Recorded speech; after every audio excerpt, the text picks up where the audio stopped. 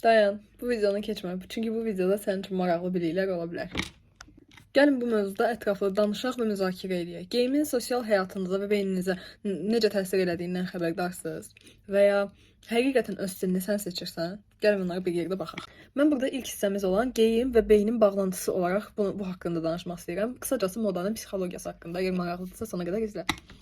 Gəlin indi sizdən bu haqda bir sual soruşum. Səhər güzgüyə baxanda, artıq əyninizə geyindikdən sonra səhər güzgüyə baxanda geyindikləriniz sizə güvən verir, yoxsa əksinə? Əgər cavabınız əksinə idisə, pis geyindiyini düşünən biri təbii ki, daha çəkingən və utancaq olur. Çünki beynimizdə paltarın yaratdığı assosiasiyalar bizə bir yerdən sonra təsir eləməyə başlayır. Ona görə də geyimin bizdə yaratdığı təəssürat çox önəmlidir. Və sizə bir gözəl xəbər daha, özgüvənli hiss eləmək üçün brend geyimlərə, marka geyimlərə ehtiyacınız yoxdur. Əsas olan sizin onların içində rahat hiss eləyə bilməyinizdir. Məsələn, deyək ki, idman paltarı geyinirsiniz və idman paltarı avtomatik olaraq beyninizdə sizə aktiv enerji olaraq təsir eləyir. Ciddi bir şey geyinəndə, ciddi geyim geyinəndə sizə avtomatik olaraq daha bir özgüvən falan gəlir. Yəni bunlar əsas şeylərdir. Amma siz özünüzü hansı tərzdə, hansı stildə daha rahat hiss eləyirsinizsə, əsas olaraq ona fokuslanmalısınız. Yəni vacib deyil ki, brend geyinəsiniz, marka geyinəsiniz. Bəlkə siz o marka və brenddə heç özünüzü rahat hiss eləmirsiniz, bu yöndən düşünmüsünüz. Əsas olan şey sizin onu özünüzü o geyimdə rahat hiss eləməyinizdir. Yəni əsas sizin o stildə özünüzü rahat hiss eləməyinizdir. Bəlkə siz özünüzü o indi yayılmış old money style-da bəlkə özünüzü rahat hiss eləməyəcəksiniz. Və ya ki, nə bilim Y2K style yayılmışdı bir arada 2024-də. Bəlkə siz özünüzü onda rahat hiss eləmirsiniz, sadəcə olaraq populyardır deyə geyinirsiniz. Siz özünüzə rahat olan geyimləri seçib onları geyinməlisiniz. Çünki beyniniz bunları çox əlaqələndirən şeylərdir.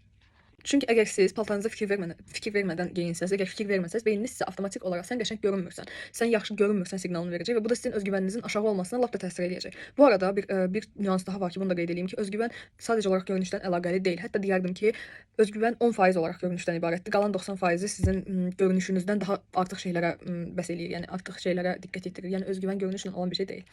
Veya brend geyimlər. Geyim düşündüyünüzdən daha çox şeyə təsir göstərir. Yəni təkcə görünüşünüzə yox, beynin işləmə tərzinə qədər hər bir şeyinizə kömək edir. Yəni bu o deməkdir ki, bizi avtomatik olaraq formalaşdırır geyim. Sonra isə gələk bir mövzuya daha. Geyim sənin sosial həyatına səncə necə təyin eləyir? Geyim ilk təəssüratı formalaşdırır və sosial statusunu təyin edir, belə deyək.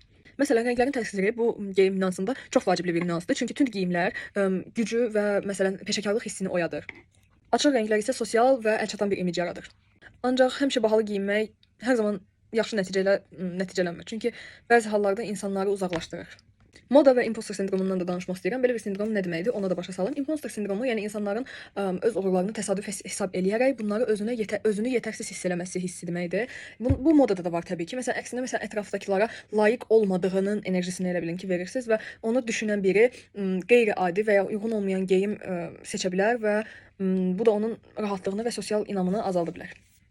Digər nüans isə siz alış-verişin tələlərinə düşürsünüz. Alış-verişin çox psixoloji tələləri var və məsələn endirim olur. İnsanlar məsələn mağazin satıcılarından danışıram. Endirim olur, o dəqiqə məsələn son şans əldə etməyə son fürsətiniz qaldı, son bir ədəd qaldı. Siz artıq bu tələləri gördükcə beyniniz artıq bunlarla məşğul olmağa başlayır və bu da artıq siz psixoloji olaraq bu alış-veriş tələlərinə düşürsünüz. Bunlara diqqət yetirməlisiniz. Siz həqiqətən ona ehtiyacınız var, yoxsa bu istəkdir? Bunu almasanız nə olacaq ən pisi? Yəni bunu düşünməlisiniz.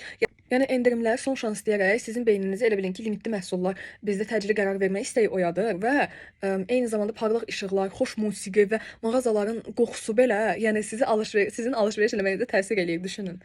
Və sonda isə ən başda soruşduğum sualı soruşmaq istəyirəm. Sən həqiqətən öz stilini seçirsən?